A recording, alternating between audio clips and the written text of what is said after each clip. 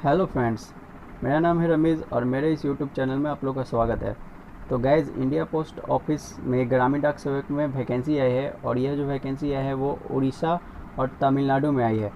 तो यदि आप लोग 10th पास कर चुके हैं और आपके 10th में अच्छे परसेंटेज है और आप चाहते हैं कि आपकी कहीं पे गवर्नमेंट जॉब हो, तो गाइज़ ये बहुत ही अच्छा ऑप्शन है।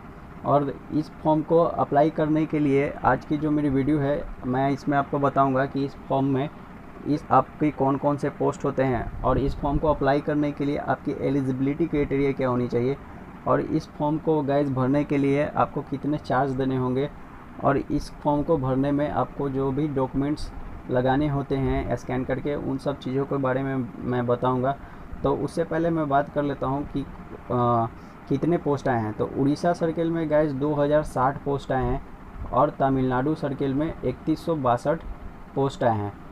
तो इतने सारी पोस्ट आई हैं और ये सब जो भी पोस्ट होते हैं वो 10th के स्टूडेंट ही अप्लाई कर सकते हैं और इसमें कोई भी एग्ज़ाम नहीं होते हैं, इनमें डायरेक्टली भर्ती होती है। ये आपके परसेंटेज के अनुसार आपकी जो होती है वो मेरिट बनते हैं। तो हम लोग पहले देखते हैं उड़ीसा का। तो उड़ीसा में गाइस देखिए, यहाँ पे मैंने इसका जो नोटिफिकेशन था वो डाउनलोड कर रखा था मैंने। तो यहाँ पे आप लोग को जो देखने को मिल रही होगी कि जॉब प्रोफाइल, मतलब कि जॉब के इतने प्रकार होते हैं। तो यार गाइज, यहाँ पे जो जॉब के प्रकार होते हैं वो 3 प्रकार के होते हैं। एक होता है बीपीएम, जिसे ब्रांच पोस्ट मास्टर कहते हैं, जहाँ पे आप लोग का जो सिलेक्शन होता है वहाँ पे का जो हेड होता है वो बीपीएम होता है। और अगली जो होती है, अगले जो टाइप के होते हैं पोस्ट, वो होती है एबीपीएम होते हैं, जो कि असिस्टेंट ब्रांच पोस्ट मास्टर कहा जाता है इसे। और एक जो लास्ट होता है वो डाक सेवक होता है, इसमें डाक सेवक होता है जिसे एमडी या एमसी भी बोलते हैं। तो और इसके बाद यदि हम बात करें कि इसकी जो सैलरी होती है वो कितनी होती है, तो गैस बीपीएम वालों की जो सैलरी होती है, यदि वो लेवल 1 में है और उसका वर्किंग आवर 4 आवर का है, तो उसका जो सैलरी होता है वो 12,000 होता है। और 12,000 में अगर 12,000 होता है और 12,000 प्लस डीए मिलता है, तो डीए जो होता है वो गैस करीब 2200-2300 मिलता है और 500 रुपये और एक्स्ट्रा जो मिलते हैं वो रूम रेंट का मिलता है। तो ले देकर आप लोग का जो हो जाता है वो 15,000 रुपये आपका सैलरी बनेगा बीपीएम लेवल 1 का। यदि आप अच्छे से वर्क करते हैं और आप लेवल 2 में पहुंचते हैं तो आपका जो सैलरी भागेगा वो 14,500 होगा और इसमें आपका फिर डीए भी जुटेगा। तो डीए जो जब जुटेगा तो इसमें आपका डीओ करीब 2500 जुटेगा। तो यानी कि इसका जो सैलरी होता है वो 18,000 के आसपास चला जाता है। और इसके बाद यदि हम बात करें एबीपीएम की सैलरी के बारे में, तो एबीपीएम की जो सैलरी होती है गाइज, वो वर्किंग आवर 4 आवर के लिए वो 10,000 होते हैं। एबीपीएम और डाक सेवक का दोनों का सेम ही होता है और डीए मिलाकर आपका जो होता है वो 13,000 के आसपास जाता है इसका सैलरी पर मंथ। और यदि आप लेवल 2 में पहुँचते हैं एबीपीएम वाले और उनका वर्किंग आवर 5 आवर का हो जाता है, तो उनका जो सैलरी बनता है वो 12,000 बनता है और 12,000 में प्लस डीए हुए जुट कर इनका जो सैलरी होता है वो करीब 15,000 के आसपास, सॉरी 15,000 नहीं, 14,500 के आसपास बनता है। तो ये तो थी सैलरी से रिलेटेड। अब हम लोग बात करते हैं एलिजिबिलिटी की। आपकी जो एज होनी चाहिए, एलिजिबल एज होनी चाहिए, वो होनी चाहिए, आपकी जो एज होनी चाहिए वो 18 से 40 साल तक होनी चाहिए। और एज रिलैक्सेशन भी दिया गया है according to rule. SC ST OBC या PWD के लिए, इन लोगों के लिए एज का रिलैक्सेशन भी दिया गया है। तो आगे हम लोग बढ़ते हैं और हम लोग अब बात करते हैं एजुकेशनल क्वालिफ़िकेशन की। तो आपकी जो एजुकेशनल क्वालिफ़िकेशन होनी चाहिए गाइज, मैंने पहले भी बताया था कि आप जो हो वो 10th आप लोग को पास होना चाहिए और 10th में एक सब्जेक्ट ऐसा होना चाहिए कि उस स्टेट का वो सेकेंड लैंग्वेज होना चाहिए। तो जैसे कि ये उड़ीसा का ये जो है, तो उड़ीसा में आप लोग का 10th में एक उड़िया सब्जेक्ट होगा, ये आपका कंपलसरी है। उड़ीसा सर्किल के लिए उड़िया सब्जेक्ट होना चाहिए।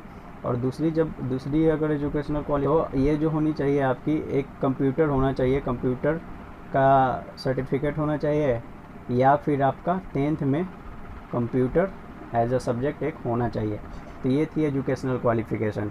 अब हम लोग थोड़ा सा आगे बढ़ते हैं और तो हम लोग बात करते हैं कि इसमें सिलेक्शन कैसे होता है। तो गाइज, इसमें कोई भी एग्ज़ाम नहीं देने होते हैं। आपके जो 10th के जो मार्क्स होते हैं उसी पे आप लोग को क्या होता है कि मेरिट बनता है। यदि आपके परसेंटेज अच्छे होंगे तो आप लोग का सिलेक्शन हो जाएगा। यदि परसेंटेज आप लोग के अच्छे नहीं होंगे तो इस फॉर्म को आप लोग, मैं तो बोलूँगा कि नहीं भरिए, क्योंकि इसमें सिलेक्शन होने का बहुत कम चांस होता है लो परसेंटेज वालों के लिए। तो अब ये तो थी सिलेक्शन से, सिलेक्शन क्राइटेरिया से। थोड़ा सा अब और हम लोग आगे बढ़ते हैं। तो अब हम लोग बात करते हैं फ़ी पेमेंट की, कि आप लोग को इस एप्लीकेशन को फॉर्म को भरने के लिए कितने रुपए देने होंगे। तो यहाँ पे आप लोग को देखने को मिल रहा होगा कि 5 ऑप्शन सेलेक्ट करने के लिए आपको 100 रुपये देने हैं। तो आप लोग मैक्सिमम 20 ऑप्शन को सेलेक्ट कर सकते हैं। तो यानी कि जब आप लोग 20 ऑप्शन को यदि आप लोग सेलेक्ट करेंगे तो आप लोग को जो हो 400 रुपये आप लोग को इस फॉर्म को अप्लाई करने के लिए देने होंगे। लास्ट आप लोग 20 ही ऑप्शन सेलेक्ट कर सकते हैं गाइस, ध्यान रखिएगा, इससे ज़्यादा आप लोग का सेलेक्ट नहीं कर सकते हैं। उसके बाद थोड़ा सा तो हम लोग बात करते हैं गाइस कि आपको इस फॉर्म को अप्लाई करने के लिए आपको कौन कौन से डॉक्यूमेंट्स देने होंगे। तो देखिए यहाँ पे आप लोग का लिखा हुआ है कि 10th का सर्टिफिकेट देना है, और ये जेपीजी या जेपीईजी फॉर्मेट में होना चाहिए, और ये 200 KB से ज़्यादा का साइज नहीं होना चाहिए। और सेकंड पॉइंट में जो है वो फिर से आपको 10th का ही सर्टिफिकेट डालना है, 10th का मार्कशीट ही क्या करना है, डालना है, और ये भी 200 KB से ज़्यादा नहीं होना चाहिए। और डेट ऑफ बर्थ की प्रूफ के लिए भी आपको एक डॉक्यूमेंट्स लगाने हैं, वो आपको क्या होना चाहिए कि जो 10th का सर्टिफिकेट है उसे ही आप लोग क्या कर सकते हैं कि इस यहाँ पे लगा सकते हैं। मतलब कि 1 to 3 में आप लोग 10th का सर्टिफिकेट ही आपको लगाना है। और सब मैंडेटरी नहीं होता है, कुछ कुछ होते हैं जो आप लोग को डॉक्यूमेंट्स को मतलब कि अपलोड नहीं करने होते हैं। और इसका भी जो साइज है वो 200 KB तक का ही है। और आगे की जो बात करें तो आप लोग को जो कंप्यूटर का सर्टिफिकेट होगा तो आप लोग को यहाँ पे अपलोड करना होगा, और इसका भी साइज़ 200 KB से ज़्यादा नहीं होना चाहिए।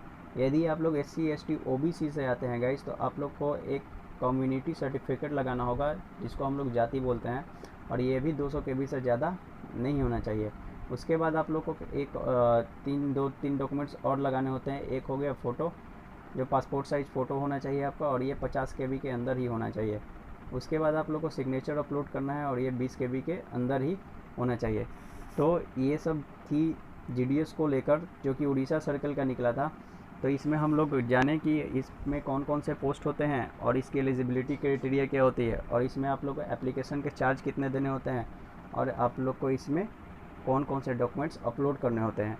तो ये यदि आप लोग का, मैं फिर से बता दे रहा हूँ कि यदि आप लोग का 10th में उड़िया सब्जेक्ट नहीं है तो आप लोग इसको फॉर्म को अप्लाई नहीं कर सकते हैं। यदि आपका उड़िया सब्जेक्ट है तभी आप इसे अप्लाई कीजिए, नहीं तो आप लोग का ये तो रिजेक्ट हो जाएगा फॉर्म। और हाँ, एक चीज़ और, यदि आपके 10th में अच्छे मार्क्स है तभी अप्लाई करें, नहीं तो नहीं अप्लाई कीजिए, क्योंकि इसकी जो भी बनती है मेरिट वो अप्रोक्स 94% 95% के आसपास ही इसकी मेरिट बनती है। तो आई होप कि आप इससे अच्छी तरह से समझ गए होंगे, और इसमें जितने भी सारी चीज़ होते हैं, पोस्ट या प्रोसेसिंग या एलिजिबिलिटी, सबको मैंने आपको डिटेल्स में बताया। आई होप कि इसे आप लोग समझ गए होंगे।